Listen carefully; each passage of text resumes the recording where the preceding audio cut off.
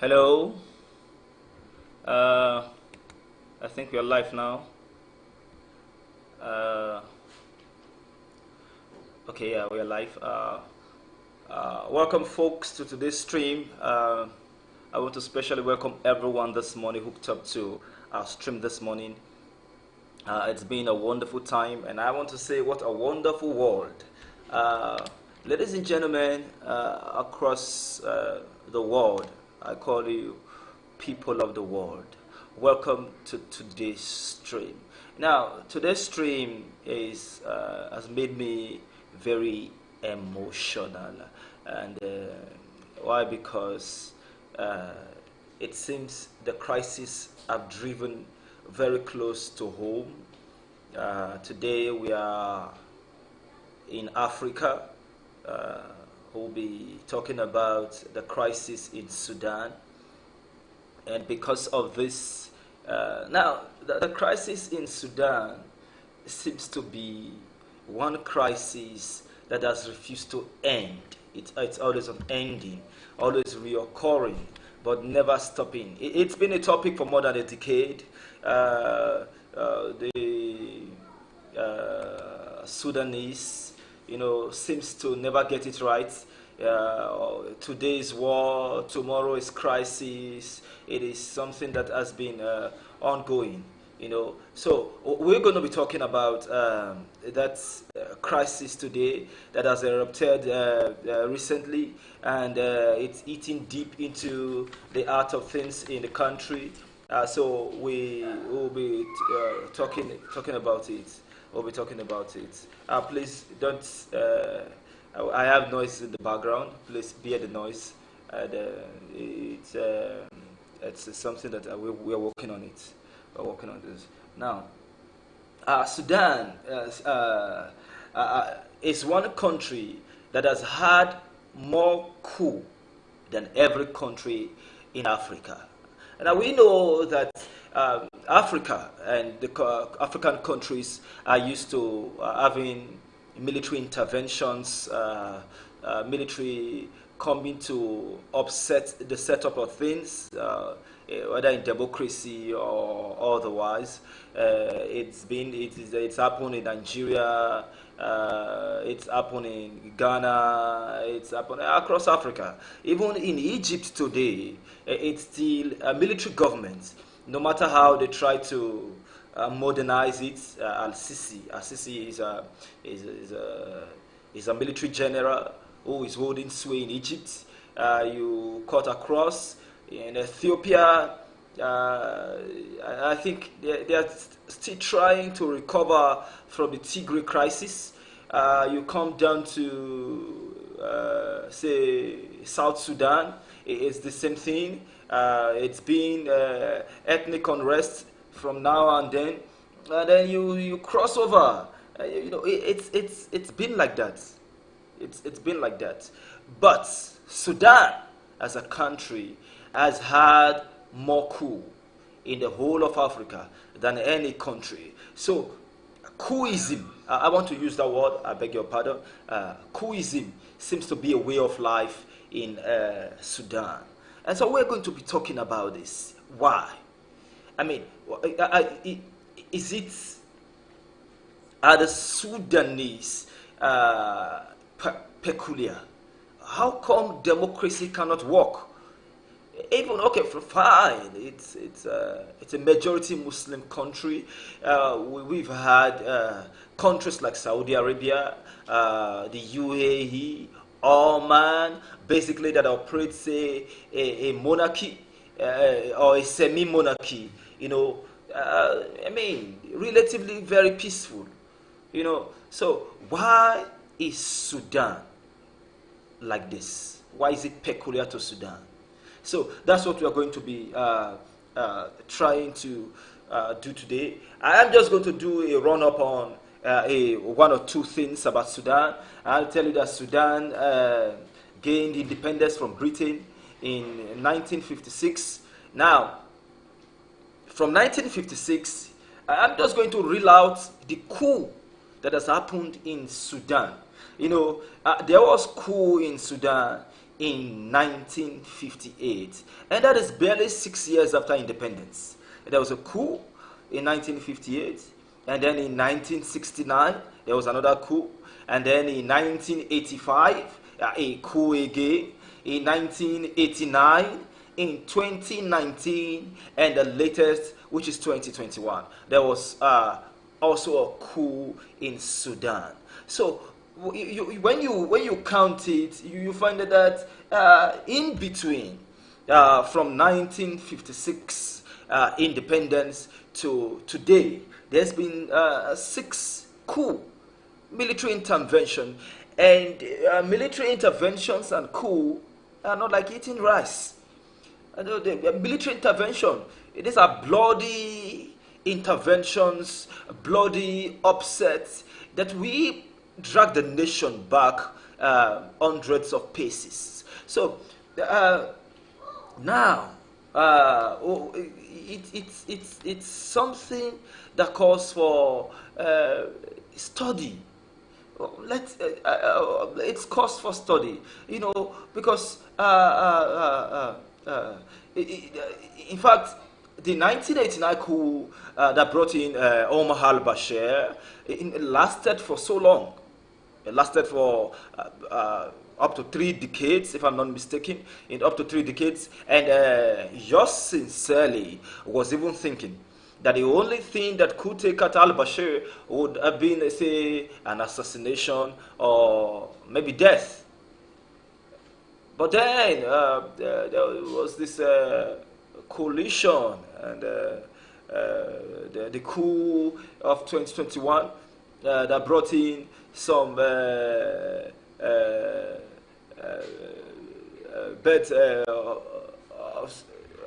in unlikely partners, and you would begin to think and imagine how they would survive, how they would build the nation.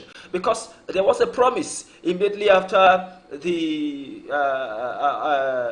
al-Bashir ouster, and that there was going to be a prime minister, this year in April.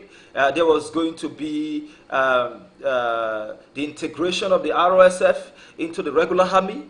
There was also an agreement that there was going to be a transition to a democratically elected government, in 2023.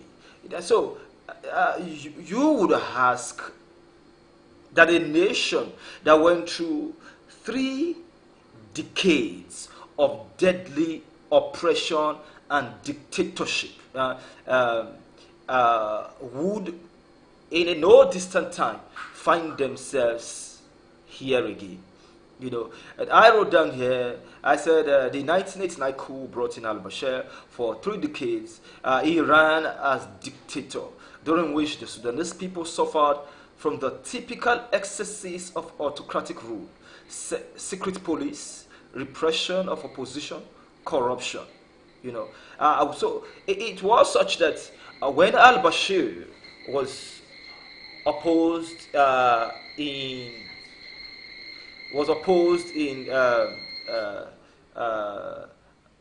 2021, there was joy and happiness, and so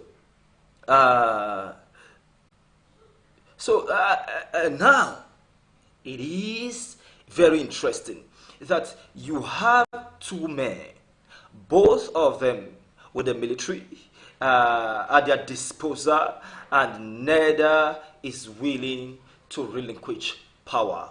So you begin to wonder what is going to happen. So now let's try and imagine what this portends for the region, as it is, because Chad, that borders Sudan to the west, has quickly closed their borders. You see, and so that means to the west there is no escape route for the Sudanese in case for an all-out open war. There is no escape route for the Sudanese.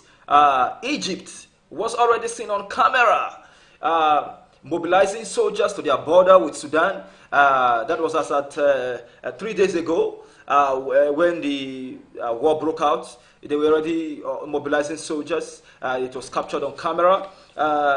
Ethiopia, who borders Sudan to the east, they themselves just they are trying to recover from a 2-year war in their Tigray region. And then we come to South Sudan that got independence from Sudan in 2011. They also have been plagued by ethnic violence. So you would ask yourself, if war breaks out, an all-out war breaks out, if the leader of Sudan and the leader of the RSF, Meti, refuse to give in, what will be the fate of the ordinary Sudanese? So that is the point of our concern. The point of our concern, and what really is the problem. Now, what seems to be the problem and the cause of this recent outbreak of crisis is what I will try to expound. Now, there are three major points folded into one. Now, we recall that it was both the RSF and the regular army that was involved in the coup against al-Bashir in 2021, and then that in itself made sure that friends of funny interests or strange bedfellows came together to form the government. Now, there was an agreement that there will be an integration of the RSF into the regular army. Now, that is one of the big questions. Will Meti allow his armed units, which basically are the core of the Janjaweeds, be integrated into the regular army? That is number one. Question. Number two is, will the RSF really fit into the discipline and the doctrines of a regular army? That is another question. Now, there was also an agreement that there will be an announcement of a civilian government in April, at least probably April 11th, and which basically just, I think, a week or 2 weeks passed, and there was also an agreement that there will be a future civilian government. There will be an election, and we should bring in a democratically elected government. Or do I call it a transitional government? Has not been able to agree on someone to serve as a prime minister. Now, so the problem now is between the leader of the RSF, who is or do we first of all just read through the curriculum vitae of this man, Meti? Let's try and go through his curriculum vitae. He was born in 1973. I think you're not really sure, between 1973 and 1975. That is what Google says. He is a nephew of Juma, and then in the 3rd grade. And that means he didn't really attend he joined the Janjaweed. The Janjaweed, a very deadly militia group. He joined the Janjaweed in Darfur and gradually grew through the ranks and assumed leadership of the notorious militia. They call themselves the Janjaweeds. It means demons on horseback. These same Janjaweeds were responsible for heinous war crimes and crimes against humanity. We can't forget easily the several points where this militant group has been indicted in different confrontations and agitations in Sudan. Now, I said, after days of tension, that is in Sudan right now. There's been tension for some time. As I speak to you now, things have worsened. The militias, they've seized the presidential palace and in Khartoum, the headquarters of the national television. Let me ask one question. Why do coupists always want to seize television stations? I mean, the national television station is one of the most endangered places after the presidential palace in any coup. After the television house, then you have the airport. Now, the ROSF are in possession of these very three important organs in the country. Now, he is an ally of Putin. Now, let's not forget that the day that Russia invaded Ukraine, the day Russia rolled his tanks into Ukraine, that Emeti himself was in Russia. He was in Russia that day, and he was in Russia, and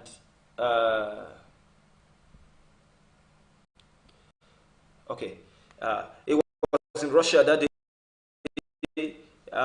Was the day to discuss the possibility of the Russians building their building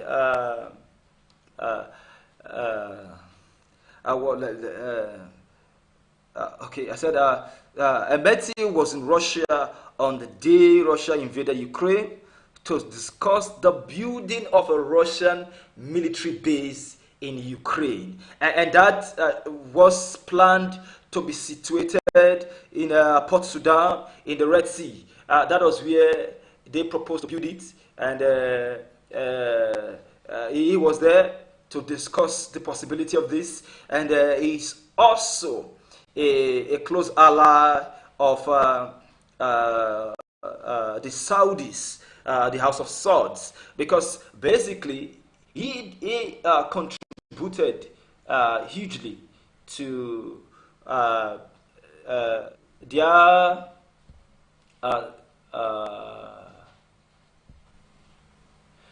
he contributed hugely to the Saudis when they were to invade Yemen. Yeah. So he was there, and that brought him much gains. Now, like I said before, Emeti did not attend school. Now, that brings me to a very peculiar topic that I will be discussing at the end of this stream. But very quickly, let me run through one or two things. He's a school dropout. They awarded on account of his proficiency as a commander in the Janjaweed Brigade in the Southern Darfur at the height of the 2023-2025 war. Now, this is where I am going to. This is where I'm going to. 2 points of discussion in this discussion today. And number one is the fact that he is from in fact, he will be the first non-established ruler in Sudan for over 120 years. Why? Because he belonged to a clan or a region where basically they are not known. They are like pastorals, like some part of Africa, we call them al-bashir. So basically they don't go to school, they are pastorals, they don't stay in one place, and so they are seen as neglected, uncared for. So these are things that we must understand about Emeti. So he, not just he, a whole lot of them, a whole lot of them are not schooled. They didn't go to school. So that is the first thing we must understand about him. And secondly, which is my point exactly, why can't African governments make plans for their citizens? Why do we bring one citizens and pitch them above another? I mean, if the geography of a country is defined, everybody within that definition in the country are citizens. Their culture, their leanings, their beliefs may be different. And so that means in having to draft the constitution, everything about everybody in that country must be brought into cognizance. If not, there will be problem. Because as we speak, this same problem is in Ghana, is in Nigeria, probably is in Benin, is in CARO, it has swallowed up Somalia, So it is a problem that has defied borders in Africa. At times when you want to talk about this, then there are excuses. But these guys are not serious. They don't want to be educated. They don't want to be civilized. And I ask, do you think it was convenient for leaders of the Western countries to bring the Aborigines into the fold? I mean, you go to Canada, there were Aborigines. You go to Venezuela, there were New Zealand, there were Aborigines. Even in the US, there were Aborigines. So, do you think it was easy for their governments to bring them together and try and sink them in, educate them? You see how they have built a society that we Africans love to escape to. You think it was easy? The reason why these countries are succeeding and we are not is because they have citizens that think alike. The government try their little best, and there is no citizen that wants to undo or destroy the little the government has built. Compared to Africa, you are building it, you are fixing it, formulating the laws, and behind is just one person who feel aggrieved and left behind that wants to undo what you are struggling to do. So we must learn that a child or a region neglected is a region that has been vexed up, angered, and we will be spoiling for revenge. So we are talking about Emeti today, and I want to tell you, if General Emeti refused to be what he is today, there are thousands of Emetis among the Janjaweeds. These thousands of children growing without care, without government attention, without schooling. They feel aggrieved, they feel left behind, they feel disappointed, and they are coming for the government. They are coming for the government. So that is one, that the Sudanese government and people created an Emeti. Now that's him on the screen. That's the second man with the one wearing the face, the military face cap. The one wearing the beret is General. What's his name again? The leader of the Sudanese government, present ruler of the Sudanese government. Now, I don't want to go into details how this man Emeti carefully built the Janjaweed into a very formidable army. Now, it's still the same thing. Now, do you know that while the ROSF were being sent to war in Lebanon and sent to war at different places to quell uprisings around Sudan, that the regular army became aristocrats resting. You had generals without war, and then they grew through the ranks, grew fat tummies, had baby mamas. And today, the past has come calling. And this is the true test of metal. The true test of metal. And unlike in Ethiopia, where the regular army was able to stand against the Tigray militias, the Sudanese army are nowhere to be found. So you find out that why the ROSF over time has been war tested, rugged. The Sudanese armies have become relaxed and I beg to say, So, then, secondly and lastly, in this stream today is to ask the question, a begging question: what does it take to be a soldier? Is it just the uniform?